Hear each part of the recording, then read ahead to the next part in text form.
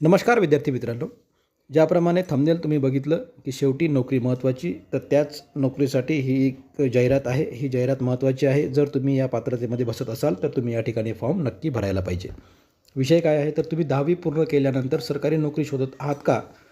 तर भारत सरकारच्या टपाल विभागाने देऊ केलेल्या ग्रामीण डाकसेवक GDS पदे तुमच्यासाठी एक उत्तम संधी असू शकतात. हा लेख संपूर्ण इंडिया पोस्ट GDS पात्रता निकष स्पष्ट करतो. ग्रामीण डाकसेवक म्हणजे GDS.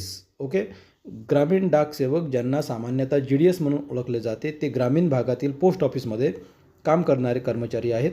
ते मेल पोहोचवण्यात, तिकिटे लावण्यात आणि गावे आणि लहान शहरामधील लोकांना विविध पोस्टल सेवा प्रदान करण्यात मदत करतात.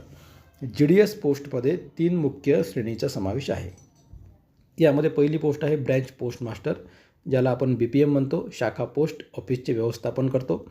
असिस्टंट ब्रँच पोस्ट मास्टर म्हणजे पोस्ट ऑफिसच्या कामात BPMला मदत करतो. त्यानंतर डाकसेवक विभागीय कार्यालयामध्ये टपाल वितरण आणि इतर सेवांसाठी काम करतो. इंडिया पोस्ट GDSसाठी मूलभूत पात्रता काय आहे, तर तुम्ही या ठिकाणी ग्रामीण डाकसेवक बनणे ही भारतातील अनेक 10वी उत्तीर्ण विद्यार्थ्यांचे स्वप्न असते. ही एक स्थिर सरकारी नोकरी आहे, जी तुम्हाला तुमच्या स्वतःच्या समुदायाची सेवा करण्याची परवानगी देते. परंतु इंडिया पोस्ट GDS भरती 2025-26साठी अर्ज करण्यापूर्वी तुम्ही पात्र आहात की नाही हे तुम्हाला माहीत असणे आवश्यक आहे. इंडिया पोस्ट GDS पदासाठी वयोमर्यादा काय आहे, तर वयोमर्यादा आहे 18 ते 40 आणि यामध्ये कॅटेगरीसाठी सुद्धा त्या ठिकाणी सूट त्या ठिकाणी दिलेली आहे. डिटेल नोटिफिकेशन आपण आपल्या चॅनलवर अपलोड करणार आहोत.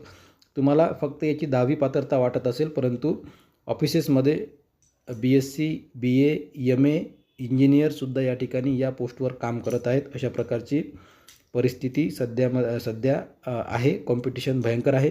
जर तुम्ही यामध्ये बसत असाल, 10वीला तुम्हाला जास्त पर्सेंटेज असतील, तर तुम्ही या ठिकाणी फॉर्म भरू शकता आणि ही नोकरी तुम्ही मिळवू शकता. ओके, धन्यवाद.